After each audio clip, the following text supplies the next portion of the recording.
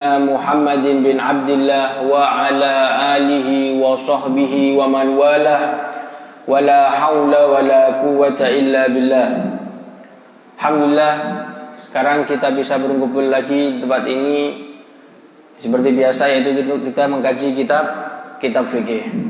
Kemarin sudah dibahas panjang lebar masalah zakat fitrah ya, dan juga sudah dibahas juga masalah sedekah yang sunnah ya, bagaimana fadilah daripada sedekah tadi itu, bagaimana sunnah-sunnahnya, kapan dikatakan makruh sedekahnya tadi, kapan dikatakan haram, kemarin sudah dibahas semua. Nah sekarang pada pertemuan kali ini kita akan membahas tentang masalah sholat Idain ya, sholat Idul Adha dan Idul Fitri. Bab sholatil Idain, kita membahas tentang bab sholat tentang masalah Idain, dua sholat Id. Nah, yang maksud Idain ini adalah ay sholati Idul Fitri wal Adha. Yang dimaksud adalah sholat Idul Fitri dan sholat Idul Adha. Nah, jadi Idain adalah sholat Idul Fitri dan sholat Idul Adha. Idul Fitri itu kapan? Itu tanggal 1 Syawal. Kalau Idul Adha tanggal 10 daripada Dzul Hijjah. Nah, itu adalah Idul Adha. Kemudian dalam masalah keafdolannya, sholat Idul Adha ini lebih afdol daripada sholat Idul Fitri. Kenapa? Karena yang disebutkan dalam Al-Quran adalah Idul Adha ya, sebagai dalam Al-Quran wa fi qoulihi ta'ala fasholli li rabbika wanhar ya. Yang disebutkan apa? Sholat Idul Adha. Makanya dalam sisi keafdolannya sholat Idul Adha ini lebih afdol daripada sholat Idul Fitri. Kenapa? Karena yang disebutkan dalam Al-Quran adalah sholat Idul Adha. Kemudian hukum daripada sholat Id ini ya. Kita melakukan sholat ini hukumnya bagaimana? Sini dikatakan sunnatun, hukumnya adalah sunnah ya. Dikatakan hukumnya adalah sunnah. Bal hiya afdalun nawafil. Nah, kan tapi sholat Idain ini Idul Adha dan Idul Fitri adalah paling afdolnya sholat sunnah. Jadi dengan banyaknya sholat sunnah itu ya, yang paling afdol adalah sholat Idul Adha dan Idul Fitri ini. Ya, jadi sholat Idain ini adalah paling afdolnya sholat sunnah. Bahkan ada pendapat wakilah dakil yang mengatakan innaha fardhu kifayah. Sholat Idain ini Idul Adha dan Idul Fitri ini hukumnya adalah fardhu kifayah. Ya, ada sebagian ulama yang mengatakan sholat Idain ini adalah hukumnya fardhu kifayah. Kalau fardhu kifayah bagaimana? Kalau dalam satu kaum ada yang semuanya tidak melakukan, maka semuanya berdosa. Tapi kalau ada yang melakukan satu, maka apa? Gugur daripada kewajiban satu kaum tersebut. Nah, kemudian bahkan kalau menurut Imam Abu Hanifah wa indal Imam Abi Hanifah wajibah. Hukumnya sholat Idain ini adalah hukumnya adalah wajib. Ya. Jadi di sini apa? Banyak khilaf. Cuma yang muktamad menurut pendapat kita Imam Syafi'i ya, bahwasanya hukum daripada sholat Idain ini adalah sunnah. Ya. Dan juga ada pendapat yang mengatakan apa? Fardhu kifayah. Hukumnya adalah fardhu kifayah. Bahkan dan juga apa? Imam Hanafi mengatakan hukumnya adalah wajibah, ya, fardhu ain. Ya, harus dilakukan setiap orang. Kalau misalkan dia tidak melakukan sholat Idain menurut Imam Abu Hanifah, hukumnya apa? Berdosa. Nah, begitu juga kesunahan daripada sholat Idain ini disunahkan juga apa? Bagi orang yang berhaji. Ya, jadi walaupun dia dalam keadaan berhaji, tetap disunahkan bagi dia untuk melakukan sholat Idain. Nah, kan tapi kalau bagi orang yang berhaji, sunnahnya itu apa? Sholat sendiri daripada sholat jamaah. Cuma kalau bagi orang haji, lebih sunnahnya apa? Dia sholat sendiri. Jadi daripada berjamaah lebih disunahkan bagi orang berhaji dia untuk melakukan sholat Idain tadi itu sendiri. Kalau orang musafir bagaimana? Orang musafir juga sama. Misalkan dia dalam keadaan bepergian, apakah dia disunahkan untuk melakukan sholat Idain? Dia katakan tetap sunnah bagi dia. Apakah sunnah jamaah? Ya, disunahkan jamaah. Jadi kalau misalkan orang haji lebih afdol dia itu melakukannya sendiri tanpa jamaah. Kalau musafir dia afdolnya dengan jamaah. Nah, kemudian sekarang waktunya. Kapan waktu pelaksanaan untuk sholat Id ini? Waktuha min tulu'i syams ila zawal. Min yaumi Idul Fitri ay al-awwal min Syawal wa min yaumi Idul Adha ay al-asyir min Dzul Hijjah. Waktu melakukan sholat Id ini adalah dari munculnya matahari. Ketika matahari muncul, ini apa? Masuk waktu untuk melakukan sholat Id. Sampai kapan? Ila zawal. Sampai tergelincirnya matahari, sampai masuk waktu zuhur. Jadi mulai terbitnya matahari sampai masuk waktu zuhur, ini adalah waktu untuk melakukan sholat Id. Nah. Kemudian sunnah-sunnahnya sekarang. Ya, kita ketika mau sholat id, apa sunnah yang harus dilakukan? Di sini dikatakan ada sunnah-sunnah ketika kita mau melakukan sholat id. Yang pertama, takhiruha ila antartafi atau dorumhin. Yang pertama, disunahkan bagi orang yang mau melakukan sholat id, dia tadi itu mengakhirkan sholat id tadi itu sampai matahari terangkat sampai seukuran 1 tombak. Ya, atau ketika masuk waktu duha tadi itu. Ya, jadi jangan ketika muncul matahari dia langsung sholat, jangan. Tetapi disunahkan bagi dia orang yang melakukan sholat id tadi itu, dia mengakhirkan sampai matahari tadi naik seukuran 1 tombak. Atau apa? Ketika masuk waktu duha. Ya, ketika sudah matahari naik seukuran 1 tombak, baru dia melakukan sholat id tadi itu. Kemudian yang kedua adalah fi'luha bil masjid ini tasah. Mengerjakan sholat id tadi itu disunahkan apa? Di masjid. Kalau misalkan cukup, ya. Jadi misalkan apa di Rogoitan ini apa? Di masjid cukup. Maka apa? Sunnahnya apa? Di masjid. Nah, wa illa fi ghairihi. Kalau misalkan di masjid tidak cukup, orangnya terlalu banyak misalkan ya, warganya banyak sekali. Maka apa? Di selain masjid, di mana? Mungkin di lapangan atau misalkan di tanah yang besar ya. Maka apa? Lakukan di situ. Kalau misalkan masjidnya tidak cukup. Cuma kalau kayak di sini ya, masjidnya besar misalkan masih apa? Masih ada lapangannya. Ya sudah lebih afdal di masjid ya. Walaupun masjidnya cukup masih apa? Bisa ditambahi di lapangannya tadi itu. Kemudian kalau orang haid, bagaimana kalau orang haid? Apakah orang yang haid boleh untuk hadir salat id? Ya. Orang yang haid apakah boleh dia itu menghadiri salat id? Di sini katakan watakiful khuyat biba bil masjid yasma'nal khutbah. Bagi orang yang haid boleh bagi dia hadir untuk mendengarkan khutbah saja. Dan juga apa? Dia tadi itu duduknya di luar masjid, di depan pintu. Kenapa? Karena orang haid tidak boleh masuk masjid kan, hukumnya haram ya. Makanya kalau misalkan orang yang haid, dia tadi boleh tetap hadir sholat id tadi itu untuk mendengarkan khutbah saja. Sholatnya tidak boleh, karena kan orang haid haram untuk melakukan sholat. Itu juga apa? Dia jangan masuk masjid. Ya, jadi kalau misalkan kayak di sini, sholat orang perempuan apa? Di rumah sana ya. Ya, walaupun dia tadi haid apa? Boleh untuk hadir. Yang penting dia cuma untuk mendengarkan khutbahnya saja. Ya, cuma apa? Untuk mendengarkan khutbah saja. Cuma apa? Dia tidak sholat dan juga tidak masuk masjid. Nah. Kemudian yang ketiga, kesunahan untuk sholat id adalah ihya'ul lailatiha bil ibadah. Yaitu apa? Menghidupkan malam id tadi itu. Ketika malam id ya, disunahkan bagi kita untuk apa? Untuk menghidupkan malamnya dengan ibadah. Misalkan apa? Mau malam id, Idul Fitri misalkan. Jangan sibuk takbiran ya, takbiran termasuk ibadah. Jangan besok bingung apa? Untuk persiapan buat lebarannya aja ya. Besok nyari makanannya ya, buat suguhan tamu-tamu misalkan. Jangan disibukkan dengan itu saja. Kenapa? Dengan disibukkan juga dengan ibadah. Mungkin tambahi sholatnya ya, sholat sunnah di malam harinya, ngaji. Atau misalkan apa? Dia tadi itu sedekah. Yang penting apa? Dia menghidupkan malam-malam daripada id tadi itu. Nah di sini dikatakan didapatkan bagi seorang dia itu menghidupkan malam ketika Idul Fitri atau Idul Adha dengan dia tadi itu menghidupkan dengan sebagian malam. Jadi misalkan dia jam 12 sampai jam 1 misalkan dia beribadah. Ini sudah dikatakan dia tadi itu dikatakan orang yang menghidupkan malam id tadi itu. Atau apa? Paling minimalnya sudah. Minimalnya orang dikatakan menghidupkan malam ketika malam id adalah dengan dia tadi itu sholat isya berjamaah dan sholat subuh berjamaah. Jadi ketika sholat isya malam id dia berjamaah, kemudian subuh harinya ketika id tadi itu hari 1 Syawal ini dia berjamaah juga. Ini dikatakan aqallul ibadah bagi apa? Orang yang menghidupkan malam ketika malam id. Jadi kalau misalkan orang tadi itu sholat isyanya berjamaah, kemudian subuhnya berjamaah, dia sudah dikatakan orang yang menghidupkan malam ketika id tadi itu. Ini Pak, minimal. Ya. Kalau bisa Pak, tambahi lagi ya, mungkin dengan takbiran ya. Takbiran ini termasuk apa? Zikir ibadah. Diperbanyak ketika malam id. Ya, tidak harus di masjid. Misalkan apa? Takbirannya ketika di masjid dok ya. Di masjid baru takbiran Allahu Akbar. Pas di luar malah apa? Misalkan malah ngomong elek ya, bodoh aja ya. Jadi takbiran itu tidak harus di masjid, di rumah, dimanapun ya. Misalkan ngomong wedok, ambil masak, tidak apa-apa takbiran ya. Takbirannya apa? Dimanapun, tidak harus di masjid atau di tempat-tempat yang bagus. Dimanapun dia apa? Disunahkan untuk takbiran tadi itu. Kemudian yang keempat adalah al-ghusul. Disunahkan bagi orang yang mau menghadiri sholat id tadi itu, dia itu apa? Mandi dulu.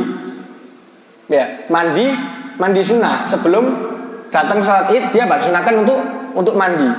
Nah, masuk kesunahan untuk mandi tadi itu min muntasofil lail, dari pertengahan malam.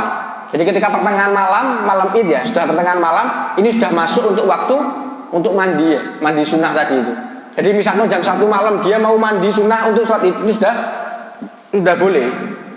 Cuma yang penting ketika pagi mandi lagi ya, takutnya mambu nih sak masjid akhirnya. Ya lebih baik apa ya ketika berangkat aja. Ya cuma karena di sini katakan masuk waktunya itu mulai pertengahan malam. Sudah pertengahan malam misalkan jam 1 dia mandi, sudah dikatakan mendapatkan kesunahan untuk mandi sholat id tadi itu. Kemudian mandi ini disunahkan bagi orang yang hadir dan orang yang tidak hadir.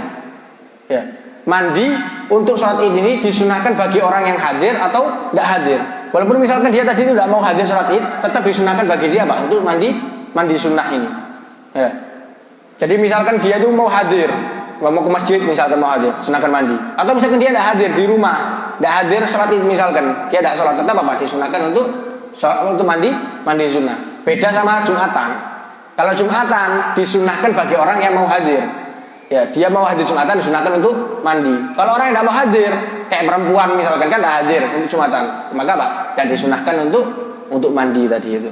Cuma kalau ketika id disunahkan mandi bagi orang yang mau hadir atau tidak mau hadir tadi. Kemudian yang kelima adalah at-tatayyub. Ya, ketika mau hadir sholat id pakai minyak ya. Sunahkan apa? Pakai wangi-wangian. Baik malaikat subuh ya, atau merek Ronaldo ada kan ya, minyak merek Ronaldo. Itu apa? Pakai wangi-wangian. Ini apa? Sunnah. Jangan pakai minyak wangi kalau bisa ya. Apalagi mambu-mambu berangkat jangan. Kalau bisa apa? Dia memakai wangi-wangian. Ya. Walaupun apa? Saya punya minyaknya murahan Beb, 1000 misalkan 10 mili misalkan. Enggak apa-apa sudah, yang penting apa? Minyak ya. Di sini sunahkan yang penting apa? Dia pakai wangi-wangian. Kemudian watazayun, dari apa? Dia berhias. Bagi laki-laki tadi itu, dia misalkan apa? Pakai pakaian yang bagus, ya. Misalkan dia apa? Baru beli takwo bagus ya. Ini apa? Sunnah untuk dipakai. Jadi sunnah yang dipakai ini apa? Pakai pakaian yang bagus. Jangan yang sudah 5 tahun yang lalu dipakai buat sholat id. Ya. Kalau bisa apa? Pakai yang paling bagus dia miliki. Apakah harus putih? Tidak harus. Pokok apa? Pakaian yang paling bagus milik dia. Jadi misalkan dia punya putih, ada lagi warnanya lebih bagus daripada putih ya Pak. Sunnahnya pakai yang warna tadi itu. Pokok dia memakai pakaian yang paling bagus yang dia miliki. Ini apa? Hukumnya sunnah. Nah. Kemudian disunahkan juga bagi orang yang ajus, ya. Orang yang tua, perempuan yang sudah tua, atau misalkan perempuan yang sudah menopause, ya sudah tidak haid lagi. Ini apa? Dia untuk keluar untuk sholat id. Ya. Jadi bagi orang yang sudah tua atau orang yang sudah menopause, disunahkan bagi dia tadi untuk keluar untuk sholat id. Kenapa apa? Dengan baju yang jelek. Ya, jangan pakai baju yang bagus. Ya, orang yang tua atau yang menopause tadi itu disunahkan untuk ikut juga apa? Misalkan di sini ada sholat id, dia ikut datang ke sini ya, mau sholat juga. Kenapa apa? Disunahkan yang memakai baju yang jelek. Ya, jangan tuwek-tuwek tambah dandan ya. Ya di sini disunahkan apa? Dia tetap disunahkan hadir, kenapa ya? Dengan memakai baju yang jelek. Jangan dia tadi itu berhias atau apa? Dengan memakai minyak wangi-wangian jangan ya. Sini apa? Dia disunahkan untuk hadir, tapi dengan menggunakan baju yang jelek. Kemudian wa amasyabah wa dawatul hay'ah fayukrahu lahunna bi hudurul idain. Nah, kalau misalkan yang masih gadis ya, yang masih muda, atau misalkan dia itu sudah ibu-ibu, cuma apa? Belum menopause, masih haid. Nah, ini apa? Hukumnya malah makruh. Ya, misalkan datang ke masjid untuk saat ini hukumnya malah makruh. Ya. Bahkan kalau misalkan dia tadi itu sama pakai dandan ya, make upan misalkan pakai wangi-wangian, ini malah bisa hukumnya bisa haram. Kenapa? Bisa menimbulkan fitnah. Ya. Malah hukumnya bisa menimbulkan fitnah. Makanya kalau misalkan orang yang perempuan tadi itu mau datang, hukumnya makruh. Jadi bagi orang yang muda atau misalkan orang yang sudah ibu-ibu cuma masih haid dia tadi itu, hukumnya apa? Makruh datang misalkan apa? Ke masjid, kumpul sama orang laki, tempatnya orang laki, sholat ini hukumnya adalah makruh. Terus bagaimana solusinya, Beb? Ya kalau bisa apa? Bagi yang perempuan ini buat sholat id sendiri. Ya, di rumah, misalkan ada di rumahnya siapa khusus buat perempuan, ini apa? Lebih baik daripada apa? Kumpul sama orang yang laki ya. Maka saya katakan kalau misalkan perempuannya tadi itu masih muda atau misalkan sudah ibu-ibu cuma akan tapi masih apa? Masih haid, belum menopause. Ini apa? Hukumnya makruh hadir ke sholat Id yang apa? Situ ada orang laki tadi sebut. Nah, maka di sini katakan wa sholatuhunna fi buyutihinna afdol. Ya, sholatnya perempuan-perempuan tadi itu di rumah-rumahnya mereka itu hukumnya lebih afdol daripada misalkan mereka harus keluar ke masjid atau misalkan keluar ke lapangan atau misalkan di mana untuk diselenggarakannya sholat Id tadi itu. Kemudian yang keenam disunahkan apa? Al-bukur li ghairil imam. Berangkatnya pagi-pagi ya. Ketika sholat Id ya disunahkan bagi dia apa? Berangkat pagi-pagi. Jangan nunggu mepet sholat baru berangkat. Ya di sini disunahkan apa? Berangkat mulai pagi-pagi. Misalkan setelah sholat subuh, misalkan dia setelah sholat subuh mengeluarkan zakat, misalkan kalau dia punya kewajiban mengeluarkan zakat fitrah, langsung apa? Berangkat ke masjid. Pagi-pagi apa? Ini sudah disunahkan. Ya biasanya anak kecil yang semangat ini ya. Anak kecil kalau sudah Id apalagi Idul Fitri, wah sebelum subuh sudah bangun kadang ya, sudah mandi keliling biasanya ya ke rumahnya orang-orang ya. Ini apa? Ini dikatakan apa? Termasuk apa? Kesunahan. Langsung berangkat ke masjid. Pagi-pagi apa? Langsung berangkat ke masjid. Di sini katakan ligori imam. Ya. Di sini katakan untuk selain imam. Kalau imam jangan datangnya pagi-pagi. Kalau misalnya dia itu menjadi imam sholat Id, dia tadi datangnya jangan pagi-pagi. Karena nanti ketika mepet sudah mepet waktu sholat imam tadi itu baru datang. Tetapi kalau bagi makmum disunahkan berangkat mulai pagi-pagi hari. Kemudian yang ketujuh adalah al-masyu ilaiha dahaban warujuk bitori ke akhir aksor. Ya, disunahkan bagi seseorang yang dia tadi berangkat untuk sholat Id apa? Disunahkan dia tadi itu jalannya itu kalau bisa lebih panjang daripada ketika dia pulang. Jadi misalkan ya rumahnya dia di gang depan situ. Kalau bisa apa? Ketika dia berangkat, jalannya ini lebih panjang daripada jalan dia pulang. Jadi misalkan rumahnya dia di gang, kalau bisa apa? Muter dulu lewat sana. Ya, ke sekolahan, gang sekolahan itu masuk, baru apa? Muter sampai sini. Ya, ini lebih afdol. Mas pulangnya, kalau bisa jalannya tadi lebih pendek daripada jalan ketika waktu berangkat tadi itu. Kenapa? Li'anna ajrad dzahab a'dham. Karena pahalanya orang yang berangkat untuk sholat Id tadi itu besar sekali. Ya. Jadi orang yang berjalan ya untuk berangkat sholat ini pahalanya besar. Ya. Setiap langkahnya itu diganjar oleh Allah Subhanahu wa taala. Makanya kalau bisa ketika berangkat cari apa? Rute yang paling panjang udah. Berangkat pagi-pagi, cari rute yang paling panjang. Kenapa? Setiap langkah daripada orang yang untuk hadir sholat Id tadi itu diganjar oleh Allah.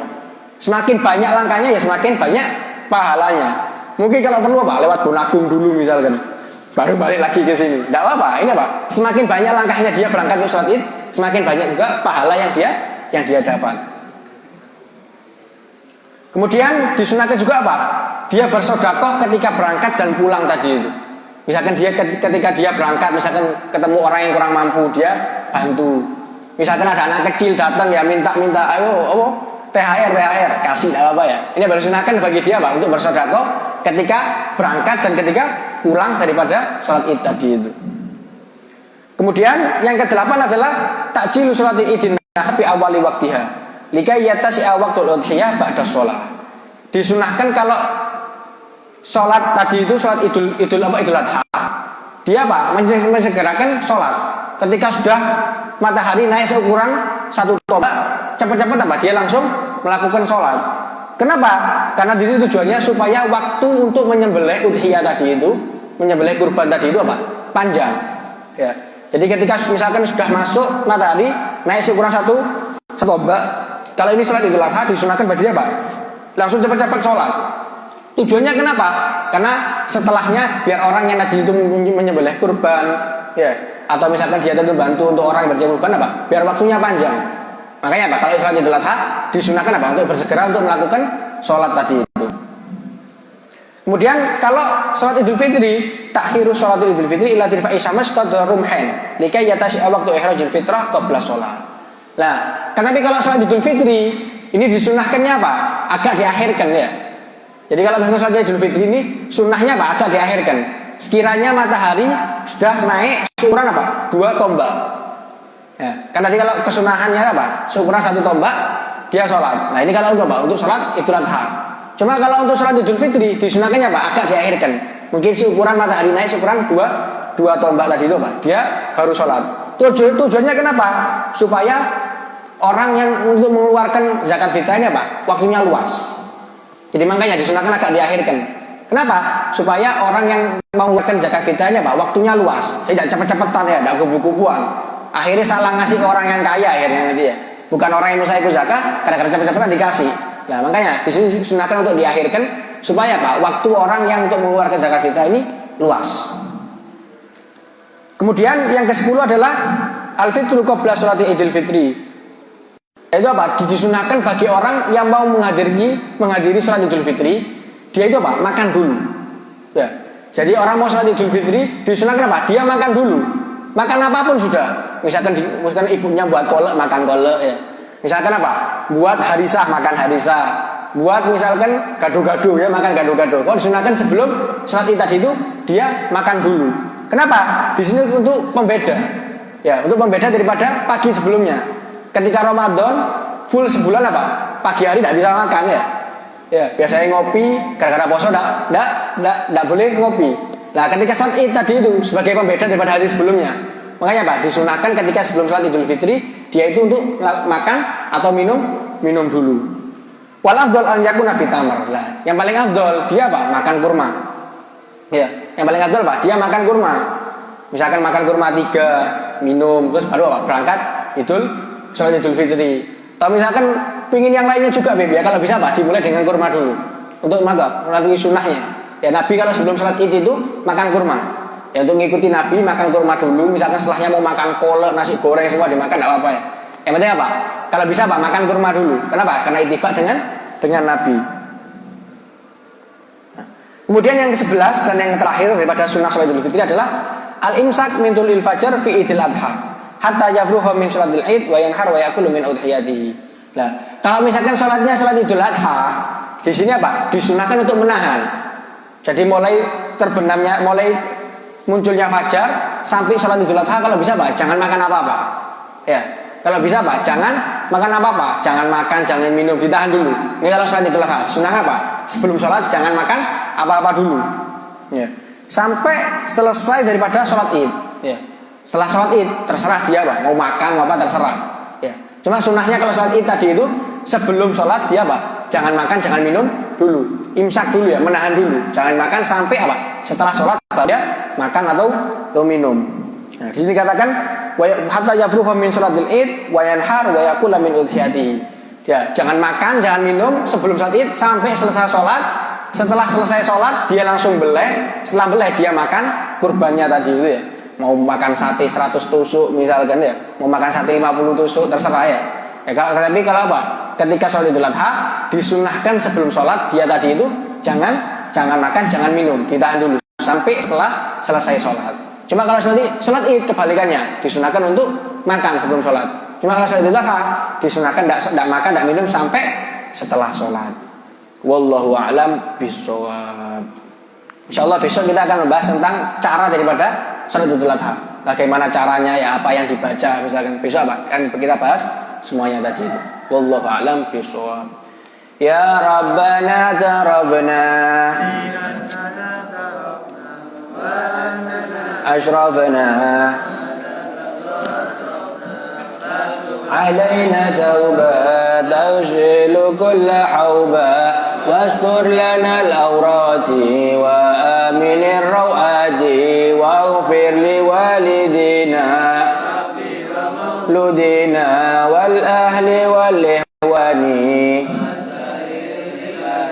وكل ذي محبة أو جيرة أو صحبة والمسلمين أجمعين بإسماء فداً وجودا منا لا باكتساب منا بالمصطفى الرسول نحظى بكل سول صلى وسلم ربي عليه عد الحبيب وصحبي عداد طش صحبي والحمد للإله في البدء والتناهي إلهي في البدء والتناهي بسم الله توكلت على الله ولا حول ولا قوة إلا بالله